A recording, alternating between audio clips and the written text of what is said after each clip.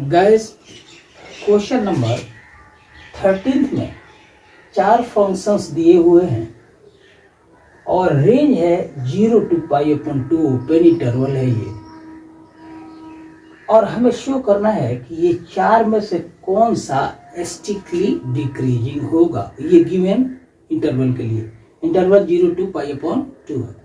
First function cos x, second है cos 2x, third है cos 3x और last fourth है tan x। हमें चेक करना है डेरिवेटिव का यूज करते हुए कि कौन सा फंक्शन इस रेंज के लिए इंक्रीजिंग है और कौन सा डिक्रीजिंग है। बार बार की तरह इस बार भी मैं कहूँगा जाइए मत, बात जरूर करें, समझने क्वेश्चन को काम आएगा, लेकिन चैनल को सब्सक्राइब जरूर करें। आइए हम फर्स्ट फंक्शन लेते हैं। इफ x मतलब फर्स्ट क्वेश्चन में फंक्शन है cos x, अगर हम फर्स्ट डेरिवेटिव लेते हैं मतलब f डैश x लेते हैं तो ये माइनस आएगा। अब साइन x का वैल्यू चाहे कुछ भी हो, साइन का मैक्सिमम वैल्यू होता है +1 और मिनिमम वैल्यू होता है -1, लेकिन रेंज है 0 to π/2। इस रेंज में साइन x पॉजिटिव आएगा लेकिन यहाँ माइनस आया है, अर्थात हम कह सकते हैं कि first derivative f dash x less than 0 है। मतलब इस फंक्शन के लिए ये function first derivative less than 0 है, मतलब गिवन फंक्शन डिक्रीजिंग होगा गिवन रेंज के लिए। अगला क्वेश्चन, सेकंड क्वेश्चन लीजिए। सेकंड में cos 2x है, सेकंड में फंक्शन f(x) बराबर है cos 2x। अगर इसका भी फर्स्ट डेरिवेटिव लिया जाए तो f डैश x ये हो जाएगा -2 sin 2x, क्योंकि cos का डिफरेंशिएशन होता है माइनस sin x, तो यहाँ 2 कांस्टेंट कोएफिशिएंट से मल्टीप्लाई कर देगा। अब पुनः इस रेंज में आप देख सकते हैं कि ये नेगेटिव साइन है तो ये पॉजिटिव आए और पॉजिटिव आएंगे इस रेंज में। अगर ये नेगेटिव होता तब ये पूरा फर्स्ट डेरिवेटिव प्लस आ सकता था, लेकिन 0 to π/2 ओपन इंटरवल के लिए अगर हम यहाँ x का वैल्यू कुछ भी रखें तो देख रहे हैं कि फर्स्ट डेरिवेटिव मतलब f dash x is less than 0, मतलब सेकंड फंक्शन भी डिक्रीजिंग है। दो फंक्शन, फर्स्ट भी डिक्रीजिंग, सेकंड भी डिक्रीजिंग। और थर्ड क्वेश्चन ले लेते हैं हम। थर्ड क्वेश्चन में cos 3x है फंक्शन है f(x) और ये है cos 3x। यहाँ फर्स्ट डेरिवेटिव अगर लिया जाए f डैश x तो ये -3 sin 3x आएगा। यहाँ पर थोड़ी सी बात अलग होगी। अब इस रेंज में हम ले सकते हैं एक π/3, मतलब 60 डिग्री π/3 ले लिया। यहाँ पर अगर हम 60 डिग्री लेते हैं तो ये पाई हो जाएगा, नहीं, साइन पाई का मान 0 होता है। और इसके बीच में इससे जब आगे बढ़ेंगे यहाँ से यहाँ तक, ये हो गया वैसे 0, ये π/2, तो रेंज तो यही आ रहा है, लेकिन ये 3x है और 3x में अगर हम ले लें π/3 और π/2 तो ये नेगेटिव की ओर बढ़ रहा है, तो नेगेटिव इंटू पॉजिटिव ये प्लस हो जाएगा। तो इस रेंज में हम देख रहे हैं कि first derivative is less than 0, is more than 0, क्योंकि ये नेगेटिव होगा तो ये नेगेटिव इंटू नेगेटिव प्लस, मतलब इस रेंज में ओपन इंटरवल 0 to π/2 के लिए फर्स्ट डेरिवेटिव पॉजिटिव आ रहा है, मतलब मोर देन 0 आ रहा है, अर्थात गिवन फंक्शन मतलब cos 3x इस रेंज में इंक्रीजिंग होगा। तो फाइनली हम इस नतीजे पर पहुंचे कि ये फंक्शन इंक्रीजिंग है गिवन इंटरवल के लिए। अगला है क्वेश्चन का पार्ट और वो है tan x।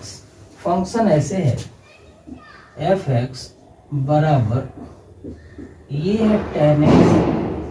आइए इसका भी फर्स्ट डेरिवेटिव निकालते हैं। तो tan का डिफरेंशियल वैल्यू ये होता है sec स्क्वायर x। अब sec का वैल्यू लगभग इस रेंज में हर जगह पॉजिटिव आ रहा है। इस रेंज में बीच में कोई भी मान रखे x के लिए तो ये प्लस आएगा, और तब हम कंक्लूड करेंगे कि first derivative f dash x is more than 0, मतलब ये function tan x given range के लिए इंक्रीजिंग है।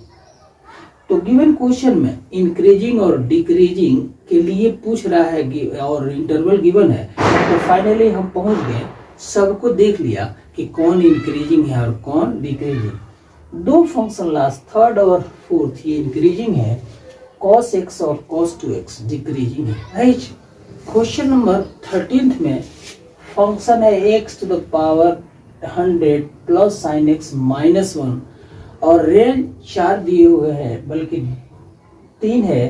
पहले पार्ट क्वेश्चन के पहले पार्ट में 0 to 1 के लिए चेक करना है कि ये डिक्रीजिंग है या नहीं, स्ट्रिक्टली डिक्रीजिंग। दूसरे क्वेश्चन में क्वेश्चन का दूसरा पार्ट π/2 2 पाई के बीच में डिक्रीजिंग है या नहीं। थर्ड में 0 to π/2 के लिए डिक्रीजिंग है या नहीं, और अगर डिक्रीजिंग नहीं है तो लास्ट में लिख देना है कि नन ऑफ दीज। तो फंक्शन हम सबसे पहले ले लेते हैं। फंक्शन निश्चित रूप से f(x) बराबर x to the power 100 plus sin x है एंड माइनस 1 है। तो इसका फर्स्ट डेरिवेटिव अगर लिया जाए तो f डैश x, इसका मान हो जाएगा 100 into x to the power 100 में से 1 गया तो 99 प्लस साइन का डिफरेंशियल वैल्यू cos होता है, और एक कांस्टेंट है तो उसका डिफरेंशिएशन 0। तो फर्स्ट क्वेश्चन का फर्स्ट पार्ट रेंज 0। अब अगर हम फर्स्ट डेरिवेटिव मतलब 100 into x to the power 99 plus cos x में अगर इस रेंज के बीच में कोई वैल्यू ले 0 to 1 में कुछ भी लें, तो cos का मैक्सिमम वैल्यू +1 होता है और मिनिमम वैल्यू -1 होता है। तो cos अगर -1 आ भी जाता तो ये आएगा 100, मतलब सेकंड टर्म से ये बहुत ज्यादा है। का अर्थ ये हुआ कि यहाँ पर जो भी टर्म आ रहा है, जो भी मान आएगा, वैल्यू आएगा f डैश x के लिए वो पॉजिटिव आएगा। तो रेंज 0 to 1 के लिए given function f dash x ये मोर देन 0 है, का अर्थ है कि गिवन फंक्शन इस रेंज के लिए स्ट्रिक्टली इंक्रीजिंग होगा। अब इसी रेंज के लिए क्वेश्चन के दूसरे पार्ट का हम ले लेते हैं फ्रॉम π/2 सेकेंड पार्ट टू पाई। अब इस रेंज में हम अगर वैल्यू रखें तो cos का ही वैल्यू नेगेटिव हो सकता है, लेकिन x का वैल्यू तो पॉजिटिव है, तो x cos से बहुत ज्यादा है, 100 into x to the power 99 है।